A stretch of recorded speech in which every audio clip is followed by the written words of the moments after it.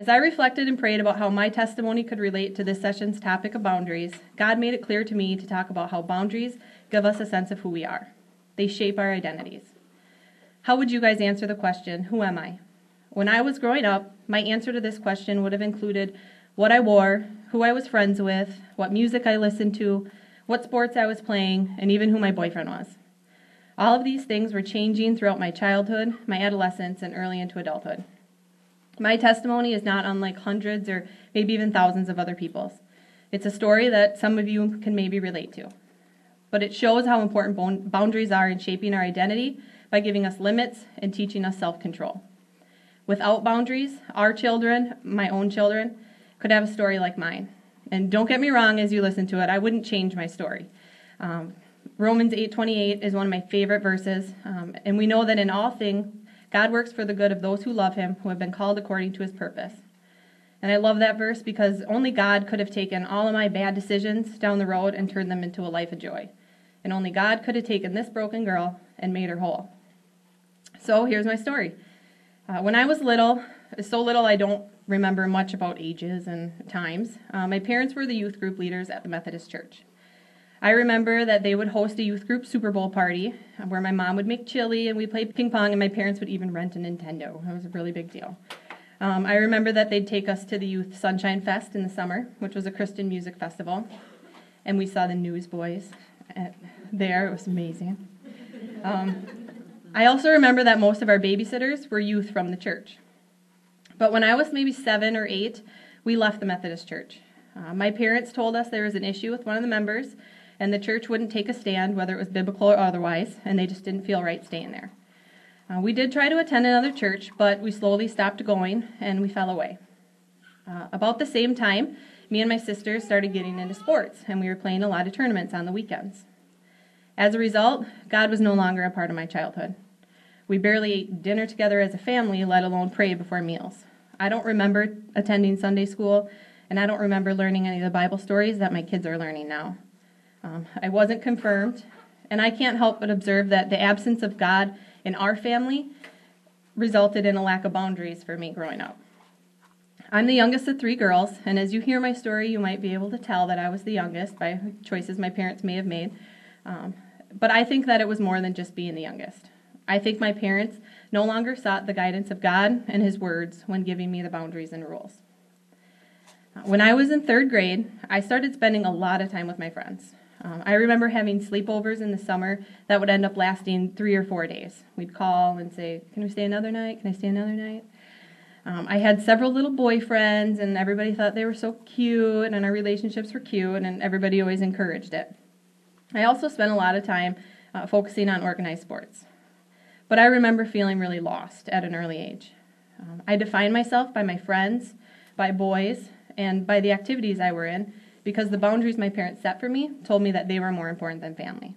And this was just my elementary and middle school. As I grew into adolescence, I found I was really lost.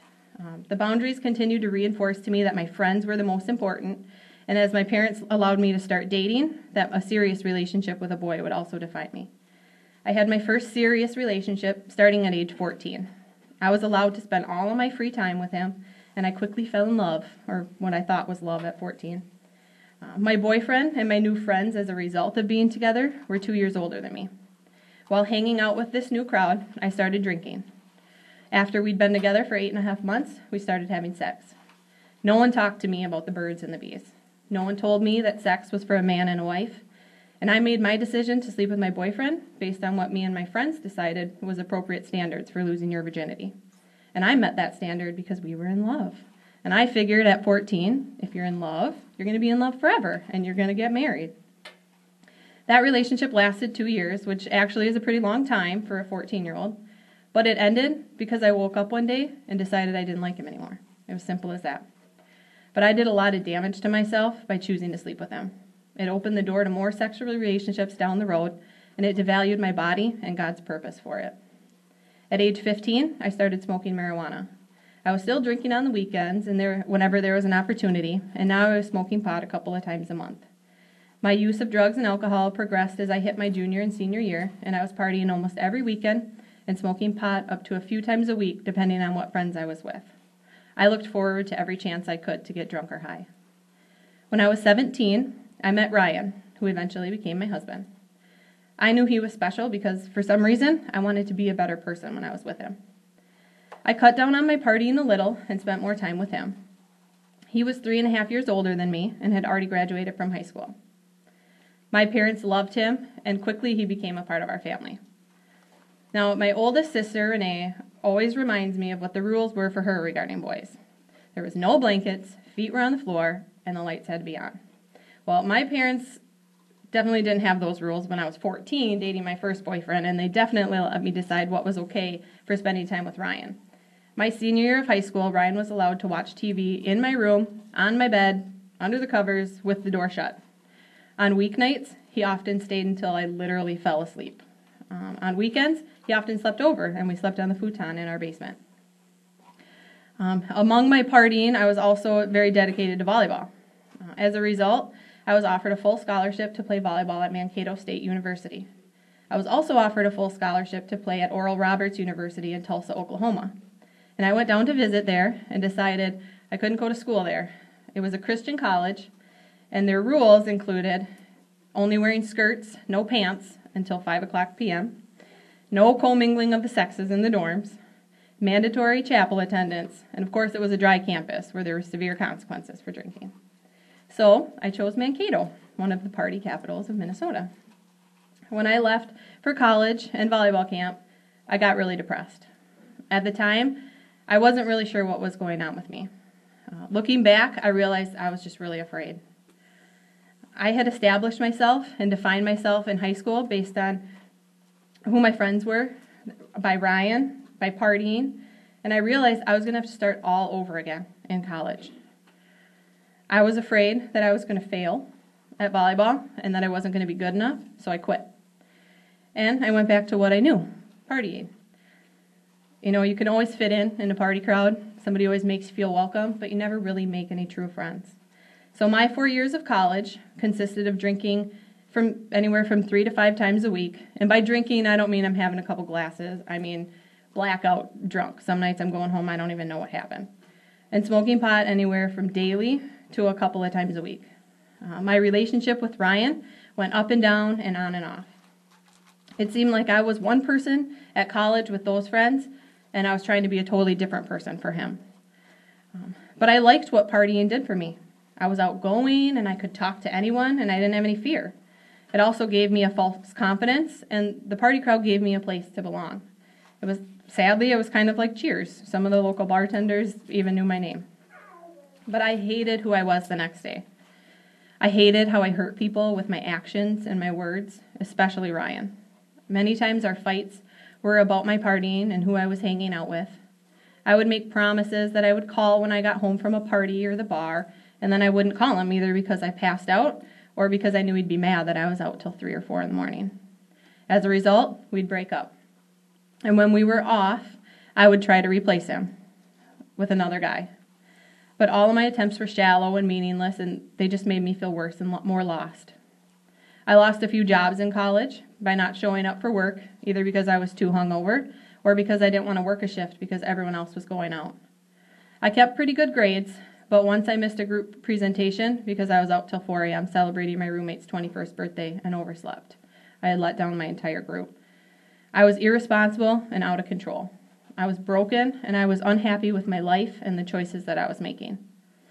In October of 2005, Ryan and I made the decision to get back together, and we decided that it should be for good. We shouldn't be doing this on and off again anymore. And I was so thankful that he was even willing to take that chance again on me. In January 2006, only a few months later, I found out I was pregnant. I was terrified. I remember crying, and he was the one that was actually like, "It's okay." But I was also a little relieved. One of the biggest things that was between me and Ryan was my partying.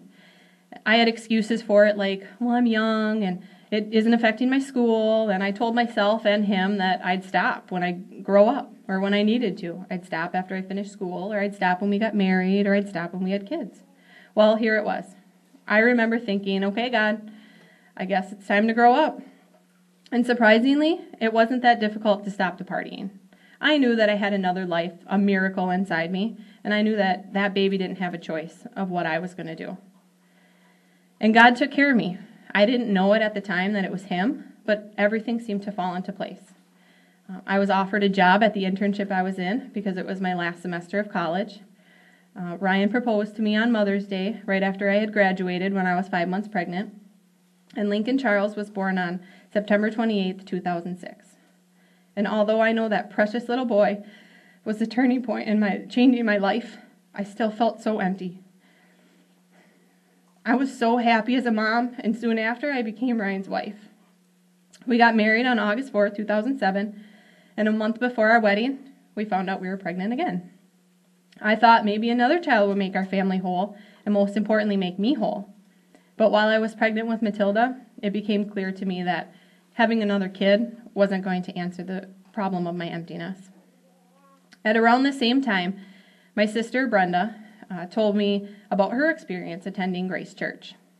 When she talked about it, she got excited, she looked so alive, and she described it as feeling like family. So I made the decision to give it a try. Matilda was born on March 12th, 2008, which was a Wednesday, and that following Sunday I was at church. And Brenda was right. I felt so at home. I felt like I belonged. I was invited to attend Apples of Gold that fall, and I began to grow spiritually. And for those of you who don't know what Apples of Gold is, it's a program that Grace has offered that teaches women to be just godly women. It teaches different principles of being a wife and a woman. But it was at the first service I attended that I knew how I was going to be fulfilled, that Jesus was going to save me. I heard Pastor John talk about salvation, and I heard him invite me to ask Jesus to come into my life in the quiet of my heart. And I learned listening to sermons and in Apples of Gold who I am. I am fearfully and wonderfully made. And the Lord has a plan for me. Despite all my bad and shameful choices, I'm forgiven. I'm no longer lost. I'm found. And I'm saved, and I'm a child of God. 2 Corinthians 5:17 says, "Therefore, if anyone is in Christ, the new creation has come. The old has gone, the new is here." And my new life was all by God's grace. I've had a few conversations with my mom since I was saved, and my mom's made a comment that, even despite the mistakes they may have made as parents, she thinks I turned out pretty good. And my response to her has been, it's all by the grace of God. I have no idea where I would be today if it weren't for the saving grace of God. I don't know if Ryan and I would be together, let alone married. I don't know if I'd still be partying and throwing my life away. I don't know if I'd have legal trouble like a DUI. I don't know if I'd have kids. And if I did, I don't even know who their father might be. All of us are born with the need and the desire for God. Although God is independent and he does not need us, he chooses to have a relationship with us. And to have that relationship, he sacrificed his son for me. He created us to crave him, but he also created us with free will. And because of that, we might not realize that he is the only thing that fits into the hole in our soul. I tried filling it with relationships, with alcohol, with drugs. And then I tried filling it with my husband and my kids. But now that Jesus fills it, I don't have to search anymore. Proverbs 16:9 says, "In their hearts, humans plan their course, but the Lord establishes their steps."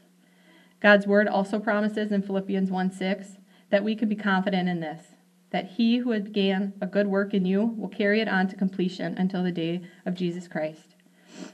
I know that God has a plan for me and my life, and if I follow Proverbs 3:5-6 and trust in the Lord with all my heart and lean not on my own understanding and always submit to him, he will make my path straight.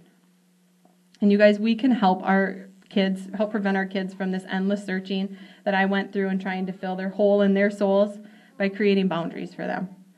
Of course, they're going to go through adolescence and they're going to question who they are and they're going to, not want to be with a family. But if we give them boundaries and teach them responsibility and self-control, and most importantly, that Jesus loves them and is there for them, they might not feel as lost for long. Proverbs 22:6 reminds us that it's our job as parents to train up a child in the way they should go, and even when they are old, they will not turn from it.